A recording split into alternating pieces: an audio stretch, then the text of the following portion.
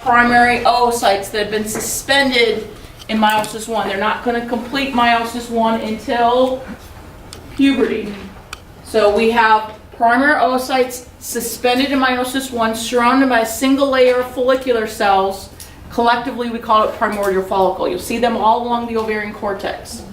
Girls, you hit puberty.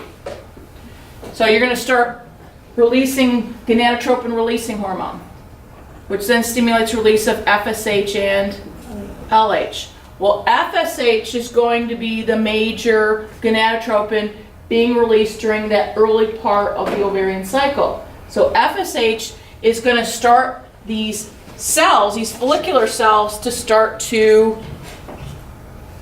replicate and change. And so we have, starting off, primary follicles. This is still a primary oocyte, but it's continuing on in meiosis 1. It's not completed yet. But these cells are starting to change and replicate, and they're going to be active in that they're going to be producing hormones. So these cells continue to proliferate. This is still a primary oocyte, but again, it's still going along in meiosis. So you have here, these are referred to as granulosa cells. Granulosa cells will be producing estrogens and progesterone, predominantly estrogens early on in the cycle. The outer layers of cells, there's some cells out here that we call thecal cells. Thecal cells produce androgens, but the androgens will be converted to estrogens, again, by the granulosa cells. As you get closer and closer, see this is developing, you get that little antrum. This is filled with fluid, but got lots of estrogens in there. This is the oocyte still going on, and it has that zona pellucida, the little pink right here. This is the zona pellucida, and what you'll see is a few layers of granulosa cells around it, and we call that the corona radiata. So here, this is one is getting ready to go. So we're getting close to day 14. So this is starting to kind of almost look like it's ready to separate. So at day 14, or actually like a couple days before day 14, luteinizing hormone levels start to go up. There's a surge in LH levels. That will trigger ovulation. What happens is this physically has to be ejected from the ovary. So ovaries actually are pretty much studded with scar tissue, because all those times you had to ovulate, that thing had to burrow its way out of the ovary. So this gets expelled. This is going to be a secondary oocyte, because like shortly, just a few hours before you ovulate, meiosis 1 will be completed. That will be a secondary oocyte. You can't see it, but there's a polar body there too. This is what's going to be ovulated. These is what all the rest of the stuff that got left behind. So after day 14, you're going to have a lot more LH instead of FSH. So LH targets these cells and causes them to yellow. That's why they call it luteinizing. Lutein means to yellow. These start to form this here, the corpus luteum. That's why they call this the luteal phase of the ovarian cycle. This will produce lots and lots of progesterone. So in the follicular phase, you're producing a lot of estrogens. During the luteal phase, you're producing a lot of progesterone. And we're going to talk about today what's the role of estrogens, and then what's the role of progesterone. So we'll go all the different effects. But where we really need to focus on is what it does to the uterus, because that's what this is all getting ready for. Now, in real life, you may have a few follicles, up to maybe 6-8 follicles starting to develop early on, but usually only one wins out. Because what happens is there is a short period of time where we actually have positive feedback regulation, where one of the follicles kind of keeps itself going. It doesn't need the anterior pituitary to tell it what to do anymore. Because I want you to start thinking about, if my estrogen levels start to go up, because they are, as you're getting closer to ovulation, what happens to the anterior pituitary as estrogen levels go up? Isn't it going to go back and inhibit FSH being produced? And the thing is, if I'm one of these weaker developing follicles that need FSH to keep going, if the FSH levels start to go down, I'm not going to be able to keep developing, so they kind of lose out. and they kind of degenerate. But this one that's the dominant one kind of keeps itself going. So I don't care about you, FSH, anymore. It's just going to keep going. And so we usually only have, but remember, you do have people that have twins and triplets, but usually just one gets ovulated. So this, only one is going to get ovulated.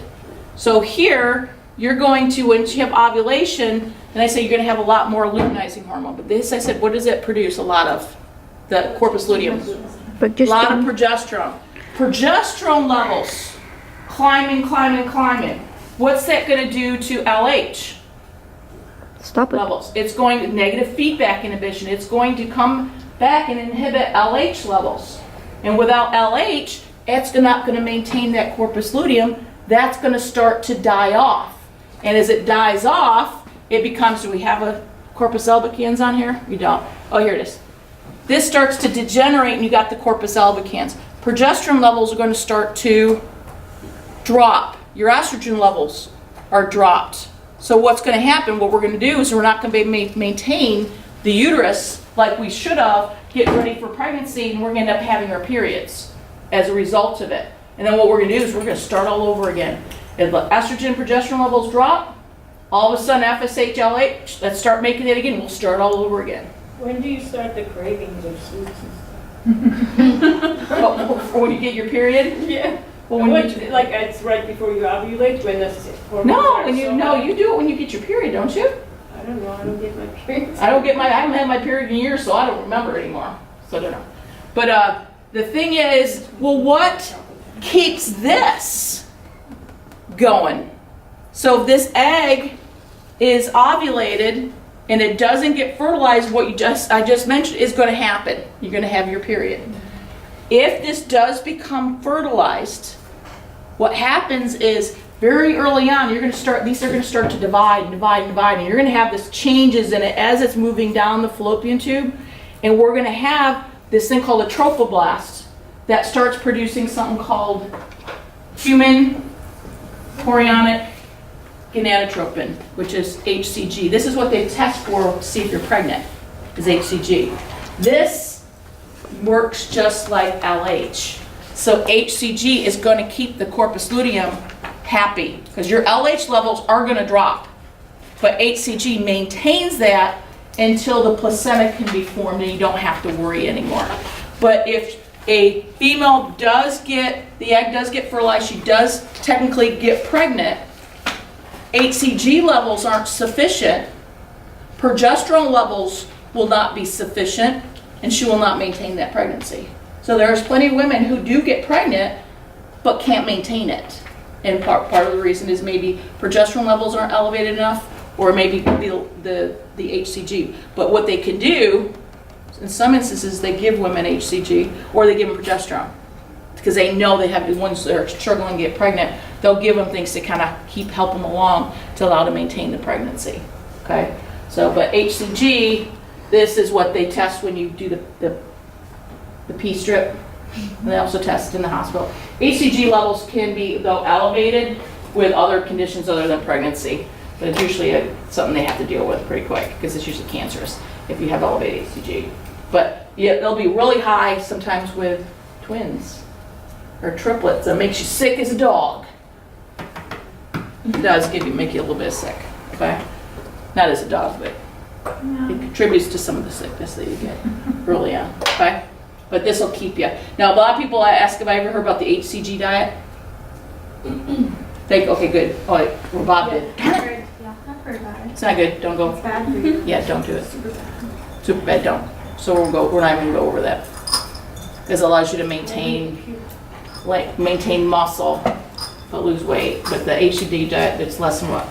400 calories a day? Less than 600 calories a day? Yeah, you're going to lose weight. Because you're starving yourself. Yes.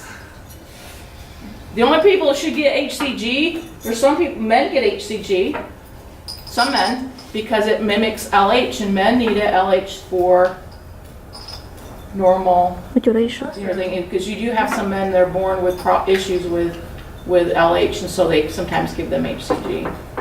So, but other than that, I don't think people should, or a female that wants to maintain pregnancy, you shouldn't take it otherwise. You're messing with your LH levels. start messing with your own hormone levels when you take this stuff. Just because I want to lose weight, I'm gonna take some HEB. If you see a doctor that's trying to promote that, they're quacks. I'm telling you, not healthy. Dr. Oz. Yeah. Good man. They should take his life. Yeah, some of the stuff he's like, this no, I'm now. Eat these berries I found in my backyard. You might hallucinate, but I think it might make you lose some weight. Oh my God, yeah. Yeah, I eat. Did he actually say, or are you just making that up? But he's like all about like it's pretty close. He's just like, here, eat this. But people listen to him. We found this in the Amazon.